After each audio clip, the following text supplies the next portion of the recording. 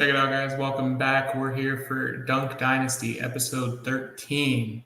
Today, we're talking all things college football. We're going to rapid fire every single one of these top 25 matchups for week one.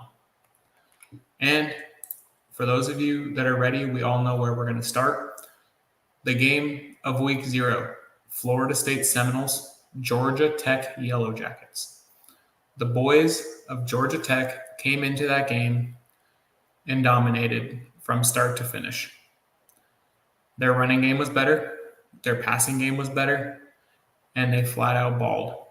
It came down to a field goal at the end of the game, but start to finish, Georgia Tech was that team, and they won that game as an 11-point dog. Florida State spent way too much time in the preseason, off-season, complaining. They did not spend enough time preparing. Georgia Tech was preparing. Florida State was complaining. Complaining about being left out of the college football playoff. Complaining about having to play Georgia. Then it's, we're too good for the ACC. And then they lost their first game of ACC play. When will the complaining stop? If the ACC crumbles, they go to the Big 12, they're going to lose in the Big 12. They go to the SEC, they're going to lose in the SEC. They go to the Big 10, they're going to lose to the Big 10. This Florida State team can go 13-0, 12-1, 11-1. They're not cut out to be in college football playoffs. Clip it, cut it. I said what I said. They're going to be ranked 18 or lower after the week 1 AP poll comes out. Book it. Jumping in, number 11, Mizzou versus Murray State. The spread's 46.5. This is going to be one of those games. Most of the top 25 games are going to be like this. The team is going to play in the first half. The practice squad is going to play in the second half. The Missouri Tigers have very high hopes and a very promising offseason with the number 20 ranked recruiting class. But they do, unfortunately, have a very, very heavy hot hitter schedule. You got to play Alabama. You got to play Auburn. You got to play Oklahoma. And then also, let's not forget about Arkansas. They're right outside the top 25. All in all, I think this team's very excited. Very exciting. They have a lot to build off of after finishing number 8 ranked last season. Can we see 4 teams from the SEC in the college football playoffs? Maybe. Jumping down, we got Utah versus Southern Utah, an in-state matchup. Actually, rewind before we hit that. Missouri, final score 56-3 over Murray State. Now, moving forward. Utah versus Southern Utah, in-state rivalry. The spread's 38.5. Utah moving to the Big 12 in what seems like Cam Rising's 25th season in college football. Can they get over the hump and make the college football playoffs? It's expanded for the first time this year. We're at 12 teams instead of 4. The Big 12, the Big 10, the ACC, and the SEC all get an automatic bid. A lot of people have Utah winning the Big 12. If you watched my pod last week, I do not have Utah winning the Big 12. So if they don't win the Big 12, can they get in? I think that this team is going to either fail or run wild solely off the back of Cam Rising. If he's playing at an elite level, you can never count the Utes out. You can put them against Georgia. And if Cam Rising's playing at an elite level, watch out. If he gets injured, if he's not playing up to his competition, this team cannot rely on their defense like they have in past seasons to win games. If you have to play Kansas, Devin Neal's going to carve you up late in the game. If you got to play Kansas State, DJ Giddens is going to carve you up late in the game. You got to play Arizona State, Cam Scatbo is going to carve you up late in the game. The Big 12 has a plethora of running backs. And if you're relying on a defense late in the game, when you're tired, they've been on the field for 50-plus games, Utah's playing Arizona State in the middle of September. It's still going to be like fucking 95 degrees outside. If you have your defense on the field for 50, 60, 70 plays a game, and Cam Scatbo's running the ball down your throat, and when Cam Scatbo's on the sideline getting water, you got Alton McCaskill running the ball down your throat, the Utah defense will not hold up. There's far too many elite level running backs in the Big 12 that you cannot rely on your defense. The bottom will fall out, and Utah will not win the Big 12. They will, however, win this game 42-0. Jumping down to Kansas versus Lindenwood, our first FCS game of the top 25 rankings. I talked a lot about this Kansas squad last week on the pod. If you listened, you know that I absolutely love this Kansas team. When both Devin Neal and Jalen Daniels were healthy last season, this team was an absolute unit. No one can beat them. They started off the season like 7-0, and then Daniels got hurt. And then Neal got hurt, and then the bottom fell out. They started the season ranked in the top 25 at number 22. I think they have a chip on the shoulder being ranked at number 22, and I think they are going to only rise up. Like I said, if you watched the pod last week, I talked about how much I love this Kansas squad.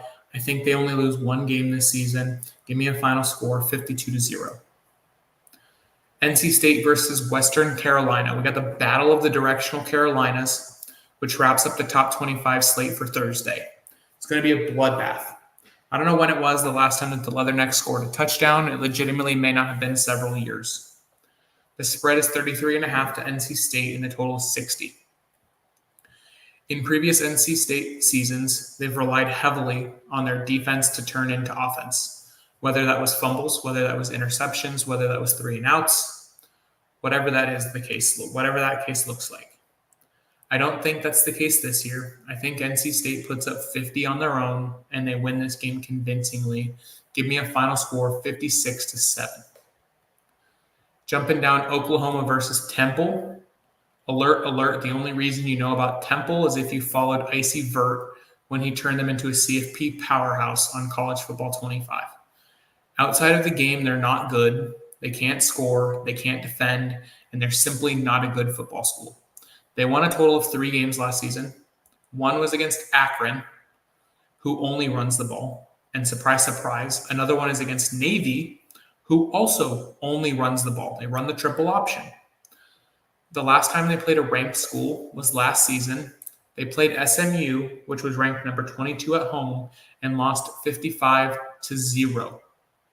And now you got to go into Norman, Oklahoma. Give me a break. I see a very similar score to their 55-0 loss to SMU, except it's going to be worse. Give me Oklahoma 63, Temple 0. Now we're talking football. Georgia, number 1 Georgia versus number 14 Clemson.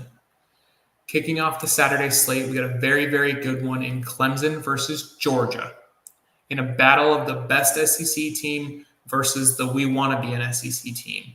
The battle of the used NIL right in his convict U versus we don't believe in NIL, the fighting Dabo Sweeneys. You take your pick, but all in all, I think that there's levels to this shit. I know you guys all know there's levels to this shit. ACC is a Power 4 conference. They are the worst Power 4 conference out of all 4. Clemson will likely lose this game by 3 scores, and Dabo will complain about why the ACC talent's not good enough. Give me a final score, 35-14, Georgia winning that game handedly. Ohio State versus Akron. I know we talked about Akron earlier. They're very bad. They only run the ball. They don't have a good quarterback. Ohio State kicks off the season with an in-state foe, in which should rightfully be so nothing more than a tune-up game.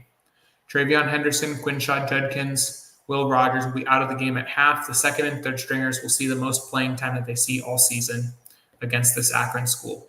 Final score, 63-10, Ohio State. Oregon versus Idaho. Number 3, Oregon decides to tune up their game against a Big Sky opponent. Surprise, surprise, the Big Sky won their only game so far this season. Shout out Montana State. Giving Montana State some love. The Oregon squad, however, should beat Idaho by 60. Similarly, this Ohio State game, Dylan Gabriel and all the starters will be resting and listening to those Donald Duck beats that they got last week in their sweats and pennies at halftime. If you don't know what I'm talking about with the Donald Duck beats, go check out my socials. I reshared the video. The Ducks have 2 games before they play Ohio State in week 4. Which team's tune-up game will prepare them more? Newsflash, Ohio State's going to win that game by 14. Oregon, final score 49-6. Texas versus Colorado State. Number 4, Texas. Texas is back. Oh my God, that's what we said every single year. The spread is 32.5. The game is in Austin, but dare I say the Longhorns can be on upset alert. The entire world, like they do every single year, is talking about Texas is so back. Give me a break. This team has high hopes. You have the number 6 class in the country. Of course you have high hopes. I think this game is going to be a lot closer than people want it to be. I don't think Colorado State wins, but I think that it's going to be a barn burner. Give me final score 49-35 Texas. Number 5, Alabama versus Western Kentucky. Alabama comes into this game in their first game under Kalen DeBoer. We all see what he did with Michael Penix Jr., making him into a first-round talent, even after a multitude of injuries. He gets the call to Alabama after Nick Saban retires, and he has a very, very similar playing style quarterback in Jalen Milroe. Can he make Jalen Milroe a Heisman candidate? He is the Heisman frontrunner. He was the Heisman frontrunner last year, and he lost his job. Can Kalen DeBoer make Jalen Milroe that guy? I believe this tune-up game against Western Kentucky is going to be exactly what he needs to start the season off on the right foot. Give me final score 49-14 Alabama. Ole Miss versus Furman. Ole Miss has all the high hopes in the world, only to have to remember that they have the number 1, number 4, number 5 schools ahead of them in the SEC, and number 11 right on their tail. Is there a world in which we see 4 SEC schools in the top 12 college football playoffs? I talked about it earlier. The answer is yes. I think Ole Miss plays this game and beats the snot out of Furman to get their squad ready for the grueling SEC schedule. They have 6 weeks before things really start to kick off with LSU, Oklahoma, and Georgia in a 4-week span. But let's not forget about Kentucky. They have a Kentucky game in week 4, and they also have another game in week 5, I think, or week 6, which is also obviously an SEC game. But I think that this Ole Miss squad has a lot of good paired with a lot of potentially bad, simply because we don't know what to expect out of Ole Miss. Do you get the Ole Miss that loses to Georgia by 45? Or do you get the Ole Miss that only beats Mississippi State by 10? Do you get the Ole Miss who beats Texas A&M by 3? I don't know. I think that this Ole Miss squad can be good under Lane Kiffin.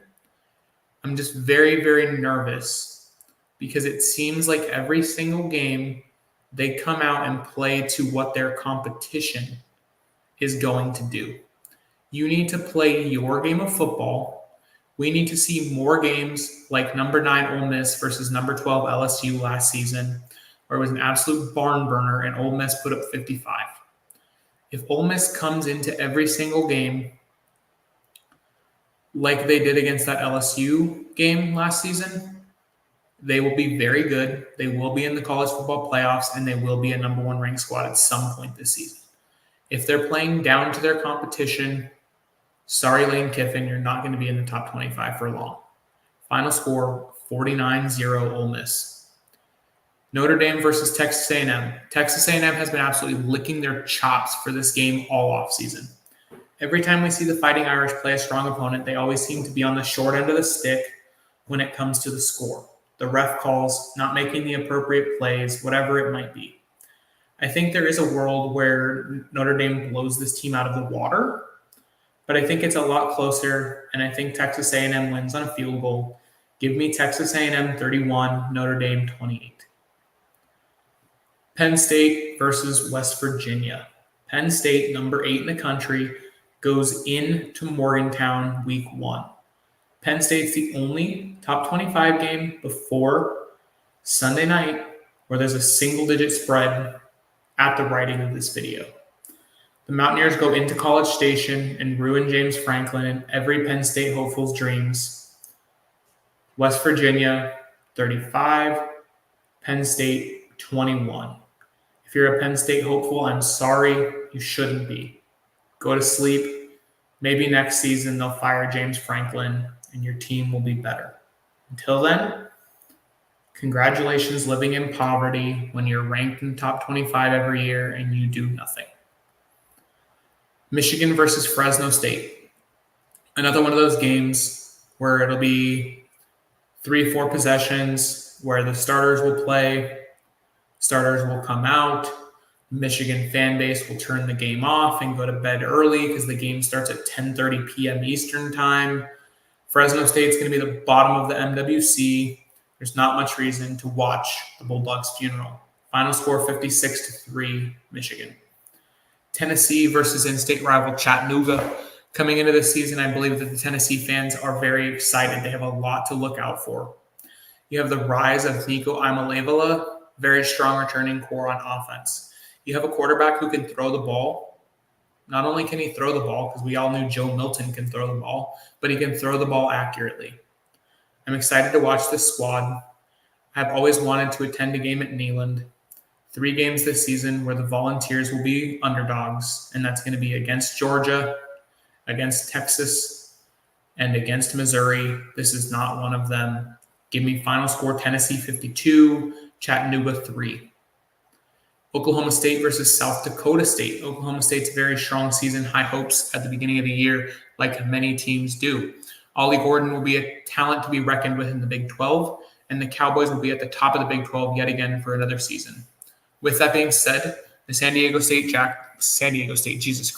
Dakota State Jackrabbits have been an FCS team to reckon with as of late, and this game may be closer than other people want to believe. Give me Oklahoma State to win this game 35-10. Jumping down, we got another Big 12 team. We got Kansas State against UT Martin. I think that's in Martin, Texas. I could be wrong.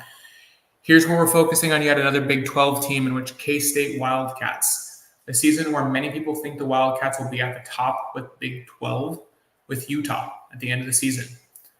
I do not agree. I think the number 57th ranked recruiting class is not going to do it for a Big 12 conference that has 6 schools ranked in the top 25 to start the season. The Wildcats have 3 teams ranked preseason. One of them is going to be the Sunflower State rivalry game against Kansas in Manhattan. Among many other teams, the thing is going to be on the back of DJ Giddens and DJ Giddens alone. If DJ Giddens can run the ball, Kansas State will be good. If you have a team who you can't run the ball against, this team may suffer. 49-7, give me Kansas State by murder. Coming into the nightcap, Miami versus Florida. Coming into the season, we all know that Florida is going to play an absolute gauntlet of a schedule. Everyone thinks that Billy Napier is going to be fired before week 3. Starts with week 1 against Miami. The spread is now 2.5 right now, surprisingly, with Florida being the favorite in the swamp. In the past seasons, if you know anything about ball, unranked teams versus ranked road dogs has been a very profitable system to follow. This may be Billy Napier's only game to win. Give me Florida 35, Miami 31. Arizona, we're jumping into the last 4 games on the slate, and then I'll let people jump on if you want to talk ball. I see Sidelines Furman is in the chat. Maybe he wants to talk about Furman. He's going to bring on the propaganda about how Furman is going to beat, I don't even remember what school they play. They play Ole Miss. Sorry, Sidelines Furman, you guys aren't going to win. Anyway, going into this game, it's very weird because New Mexico just lost to an FCS school, a very good FCS school, I should mind you, Montana State. Shout out Montana State. I give them a lot of love. But New Mexico had this team on the ropes until the final touchdown in the game, where Montana State snuck out a win in which they were a 13-point favorite. I don't think that's going to be the case at all in this game. Arizona was playing at home in Tucson. They're going to be a huge favorite. They're going to win by a lot. Noah Fafita, Teoshiar McMillan are going to carve up this UNM defense. The score will be as follows. Arizona 42, UNM 10. And that's being generous, I think. Number 25, Iowa versus Illinois State. The Illinois State Redbirds. I didn't even know they had a football team. So if that tells you anything about where they're at in the rankings, Iowa State comes into this season ranked, Iowa State comes into this season ranked 25. And they continue to look like the same old Iowa who's going to run the ball 35 times a game. They're going to score 17 points, and their defense is going to hold you to 0. If that's the case, which it will be, I see this a very, very low-scoring game. Give me final score 28, Illinois 0. This is going to be a very boring game. It's at 9 a.m. on the West Coast, noon on the East Coast. Do not watch this game. You're going to want to stab your eyes out if you do. The game, however, that we all are going to want to watch, if you're not, you don't like football, and that's fine. Just tell me you don't like football. LSU versus USC. The Bayou versus the Pacific. I was just in Las Vegas 2 weeks ago. It is plastered everywhere. They're playing in Allegiant Stadium. This game is going to be the game of the weekend, in my opinion. I was talking to a bunch of guys about LSU. I don't think the hopes of this LSU squad has ever been lower. No one is talking about the number 13 ranked LSU Tigers. A lot of people are talking about USC. They're talking about Lincoln Riley. Can Lincoln Riley excel without Caleb Williams? Can Lincoln Riley excel without Drake London? A lot of people will have their eyes on this game in Las Vegas, Nevada, in the Allegiant Stadium.